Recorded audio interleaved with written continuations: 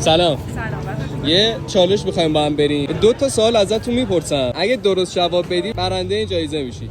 سوال اول، 1 کیلو نقره سنگین‌تر یا 1 کیلو طلا؟ طلا. از چه نظر؟ جفتش یه وزنه. سوال دوم، طلا گرون‌تره یا گلد؟ جفتش یکیه. بستگی داره رنگو داری میگی یا داری طلا رو میگی؟ جفتشون یکیه. سوال سوم، شما منو فالو داری تو اینستا؟ بله. فالو نه ولی الان فالو کردم. خب الان میتونی بگید دارم. بله. شما فالو داری؟ نه. میشه فالو کنی الان؟ منو فالو داری؟ بله. میشه ببینم؟ آشی واقعا فالو داره. اوکی. این خدمت شما.